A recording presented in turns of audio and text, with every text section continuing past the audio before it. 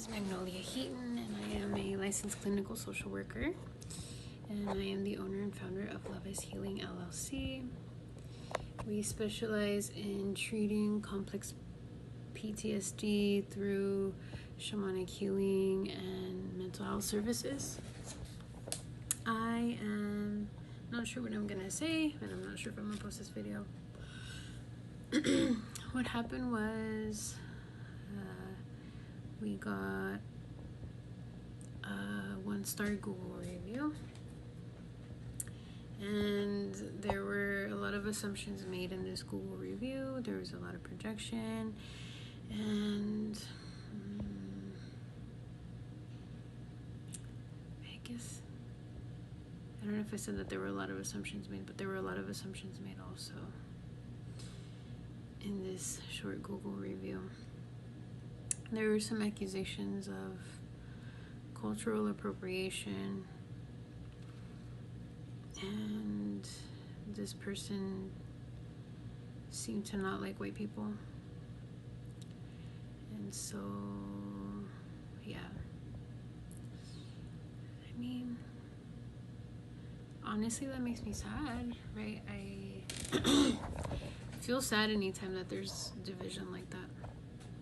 Especially based off of any characteristics that somebody has that are fairly unchangeable, right? I mean, I'm Mexican, right? So I'm brown.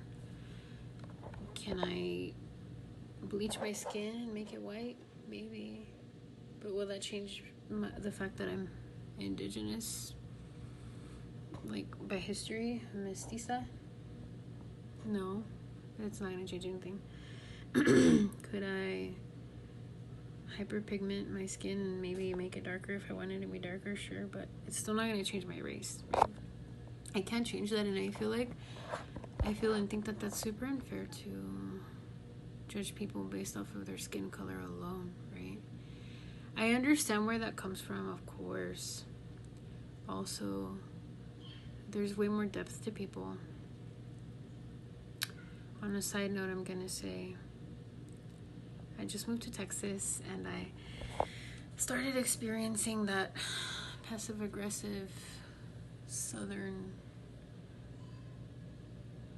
speech, southern treatment kind of thing, right, from white women, actually. And it's not every white woman. I mean, it's happened twice, but it had never happened before in my life. But it's happened twice in the span of, I don't even know if it was 1 or 2 days. And it was brutal, and I didn't like it, and it hurt my feelings, and I was utterly shocked, and I felt angry. But am I mad at white people? No. Am I upset at these women who are projecting? Yes. And is it a cultural thing? Yes. Literally, the South is known for these things. But do I hate Southerners? No.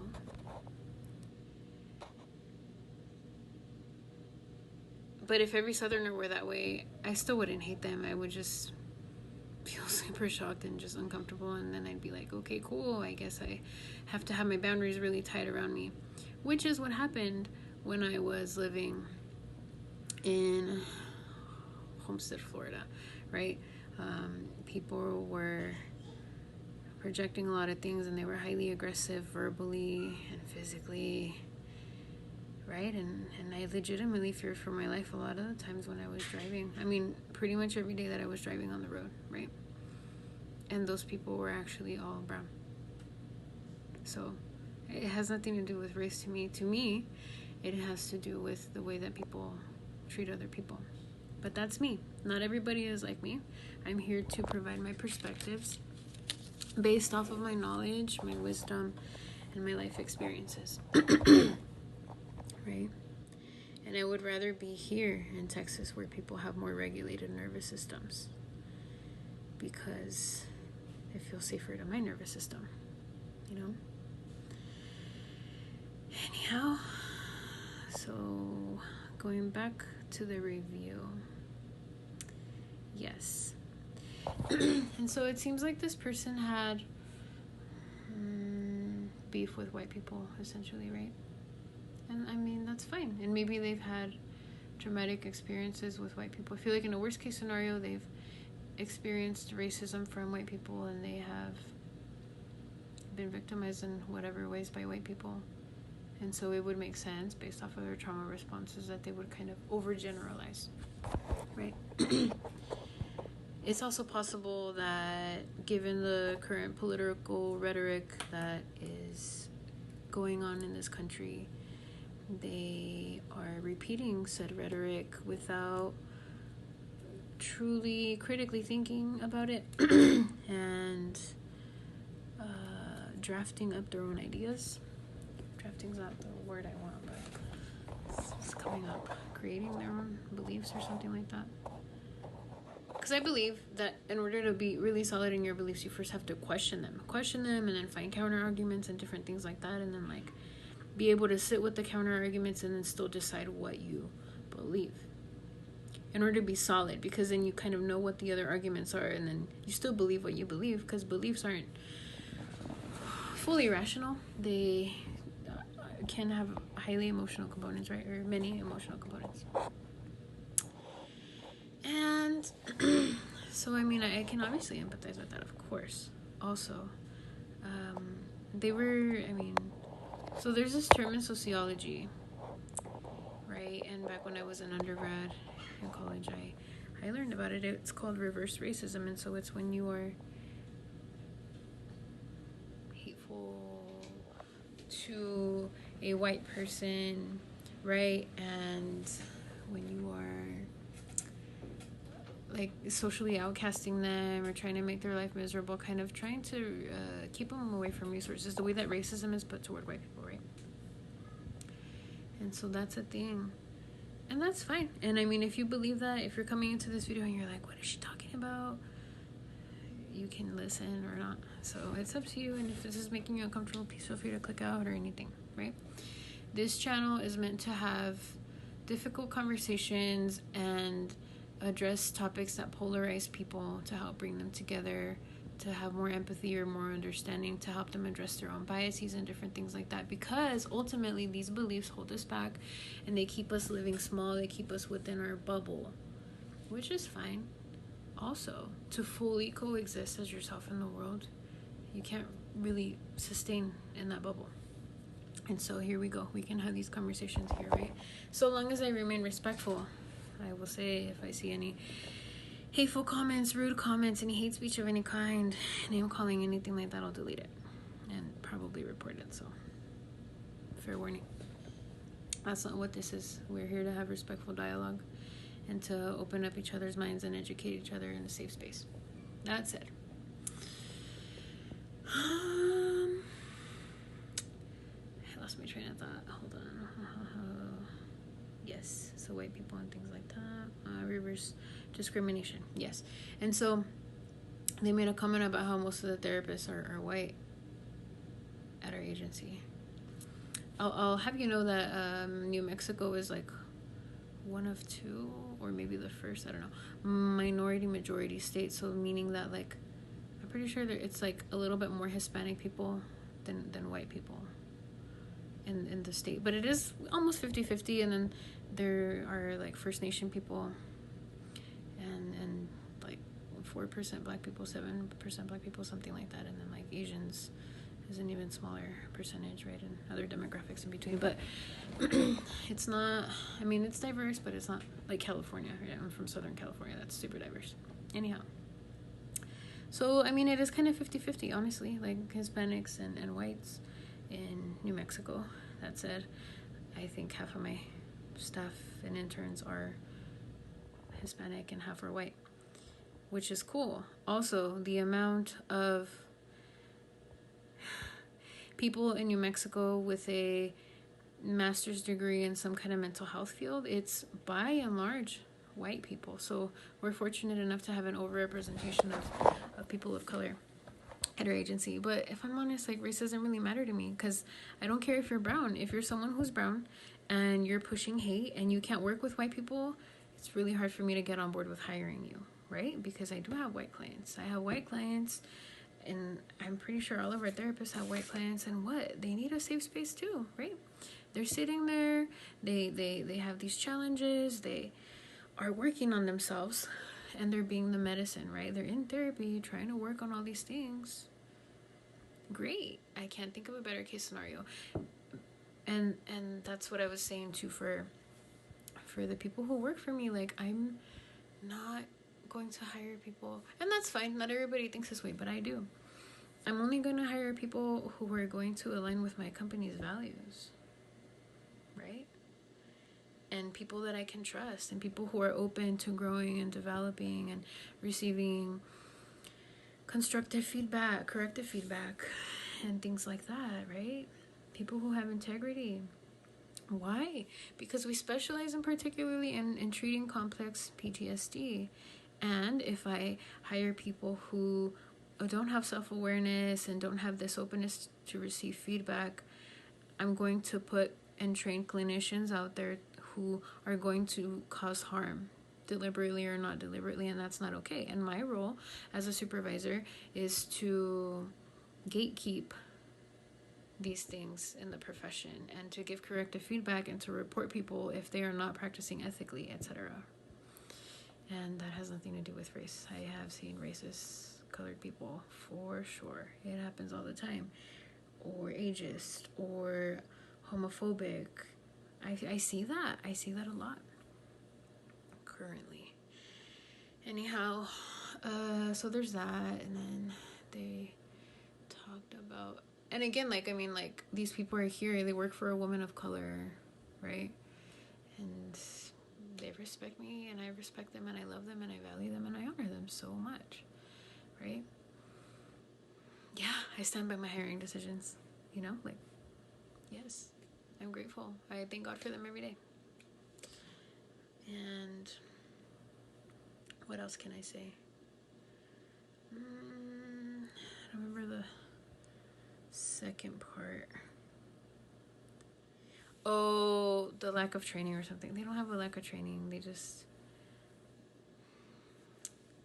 I don't know if you know, but in order to get a master's, first you have to have an undergraduate degree.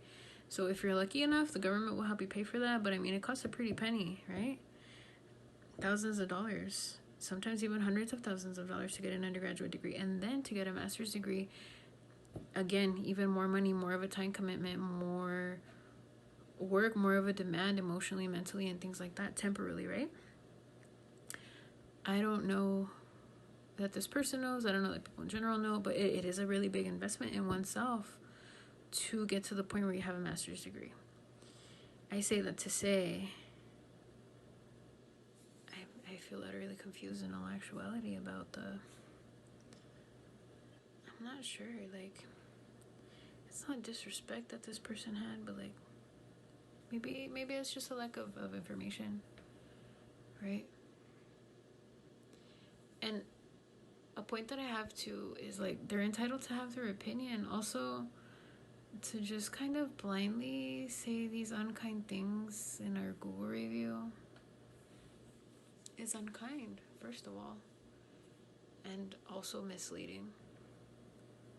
And also it kind of perpetuates this message of separation consciousness and division and hatred and things, which is the opposite of love is healing, right? That message, that mentality, that state of being. And then the last part was about cultural appropriation, which is a loaded term, and it's a really popular term, and it's something people like to talk about and discuss and debate. And I honestly think philosophize. I mean, I love philosophizing in general, and then also philosophizing around that topic in particular. I say that to say, they said something like, does anybody else find this problematic? Basically, that there's a bunch of white folks at our agency that are practicing shamanic Reiki or something like that, and it's cultural appropriation. While I understand this argument because I am an intellectual, I am an academic, I am a researcher, I am a lot of things. I'm an expert in my fields of study.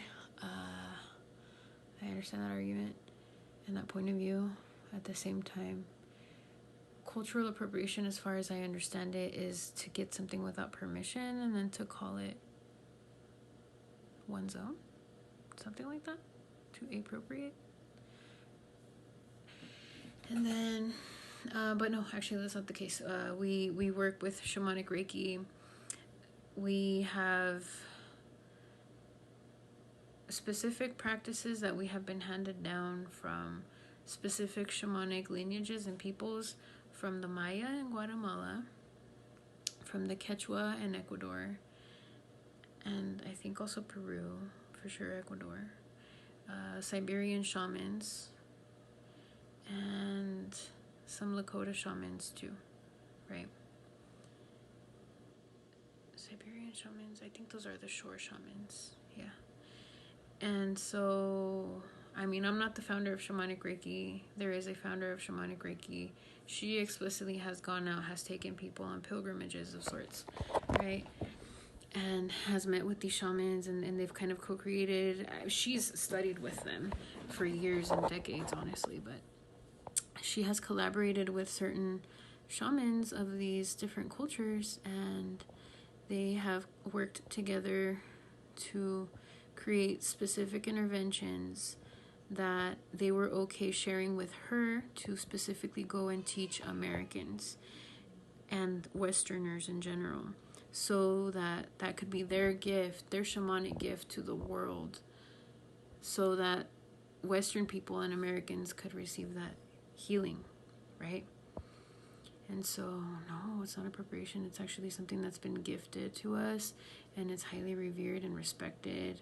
And I do give training on that ongoing, the way that I give training on everything else that we do at our agency on an ongoing basis, and a literal case-by-case basis.